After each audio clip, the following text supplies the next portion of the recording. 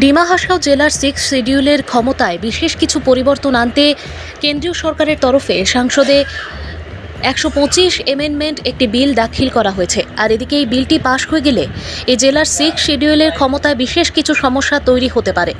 আর এই সমস্যা যাতে না হয় সেদিকে লক্ষ্য রেখে এই বিলে কিছু নিয়মে পুনর্বিবেচনা করা দরকার রয়েছে সরকারের বলে আজ হাফলংয়ে এক সাংবাদিক সম্মেলন করে এর বিস্তারিত কিছু তথ্য তুলে ধরেন সাংবাদিকদের সম্মুখে ডিমা হাসাও 6 শিডিউল প্রোটেকশন কমিটির মুখ্য আহ্বায়ক ড্যানিয়েল লাংথাসা।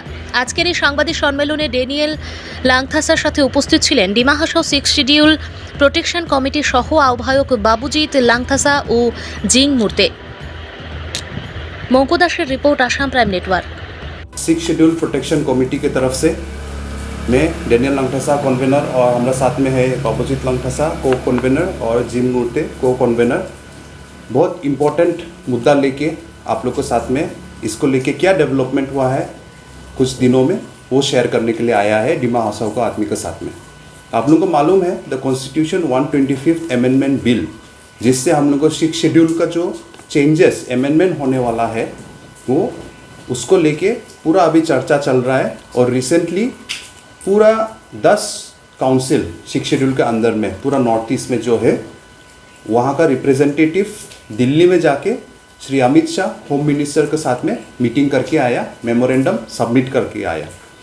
तो वो जो मेमोरेंडम सबमिट हुआ है अलग अलग काउंसिल से सब इम्पोर्टेंट है क्योंकि 6 शेड्यूल जो है हम सब के लिए है, सिर्फ डिमा हासाओ के लिए नहीं है, सिर्फ कार्बी आंगलों के लिए नहीं है, सब के लिए है। मिजोरम का जितना काउंसिल, मेघालय का, त्रिपुरा का, आसाम का, तो इसलिए हम लोग सब इसको इम्पोर्टेंस दे के सब पब्लिक क्या क्या चेंजेस है बारीकी से हम लोग को इसको नज़र रखना है।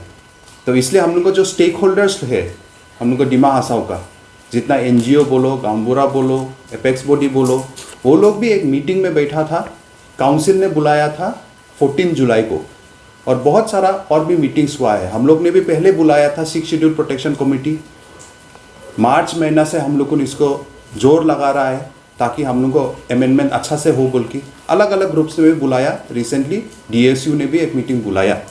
तो ये जो मेमोरेंडम गया फाइनली अमित शाह के हाथों, तो वो मेमोरेंडम में हम लोग का काउंसिल की तरफ से जो मेमोरेंडम गया उसमें हम लोग को थोड़ा डिसअपॉइंटमेंट जनाता है। हम लोग इतना खुश नहीं हैं क्योंकि 125th अमेंडमेंट बिल को लेके एक ही पॉइंट वहाँ में था हमारा काउंसिल के तरफ से जो है कि अभी सीट्स बढ़ेगा, हमारा काउंसिल का सीट्स 40 सीट्स हो जाएगा ये अमेंडमेंट होने के बाद में। अभी हम लोग को 28 सीट्स है, वो 40 सीट्स हो जाएगा। उसमें 4 सीट्स जो है वो गवर्नर नॉमिनेट करेगा। तो हमारा काउंसिल ने सजेस्ट किया है कि वहाँ में जो एग्जिस्टिंग जो अभी प्रपोज बिल है उसमें लिखा है कि governor will appoint 4 nominated members. तो हमारा काउंसिल ने बोला है कि इसको थोड़ा चेंज करने के लिए वहाँ लिखने के लिए कि governor will appoint in consultation with the Dima Hasao autonomous territorial council.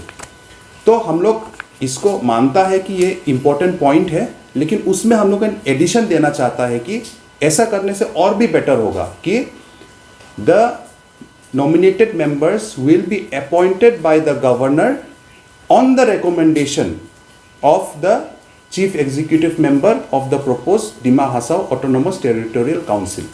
तो गवर्नर दैट वे सिर्फ मतलब नॉमिनेट करेगा, लेकिन जो रिकमेंडेशन है वो हमारा काउंसिल से जाएगा। नहीं तो अभी का प्रेजेंट जो अमेंडमेंट जैसे करना चाहता है उसमें तो गवर्नर का पूरा ऑल इन ऑल हो जाएगा, वो ही नॉमिनेट कर देगा हो जाएगा। तो ये पॉइंट इंपॉर्टेंट है, काउंसिल ने उठाया है, वो अच्छा बात है, लेकिन उसमें थोड़ा और मॉडिफाई होने से ये बेटर हो जाएगा।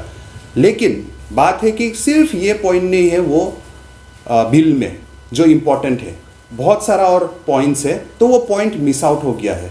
और क्योंकि ये पॉइंट मिस आउट हो गया है इसलिए हम लोग बहुत अभी डर में है कि अभी ऐसे ही प्रेजेंट स्टेट में पास हो जाएगा तो बहुत सारा हम लोग को नुकसान हो जाएगा और ये 6 शेड्यूल पूरा चेंज हो जाएगा और फिर उसको वापस हम लोग को ये पावर्स को लेने नहीं सकेगा।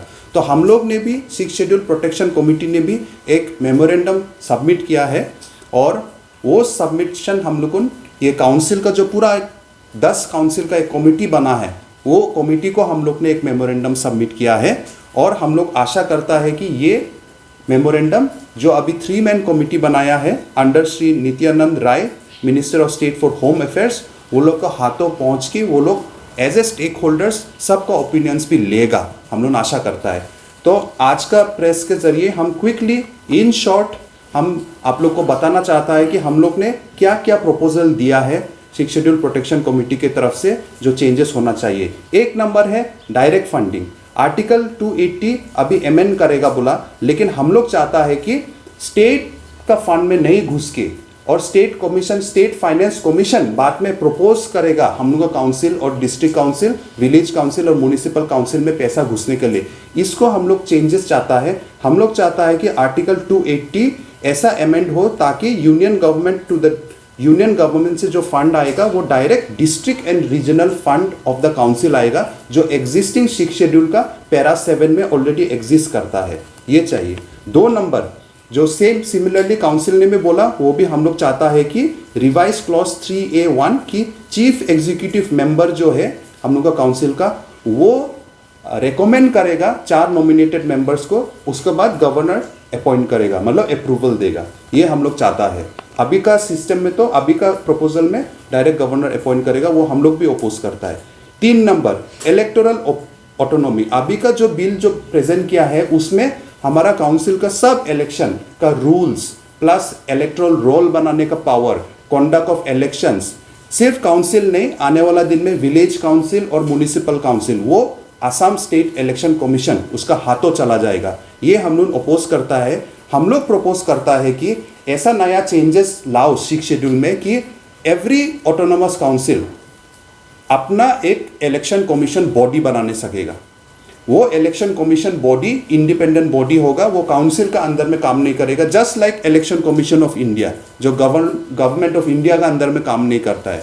सो ऐसे ही सब ऑटोनोमस काउंसिल के लिए एक इलेक्शन कमीशन होगा और वो इलेक्शन कमीशन इलेक्शन को कंडक्ट करेगा।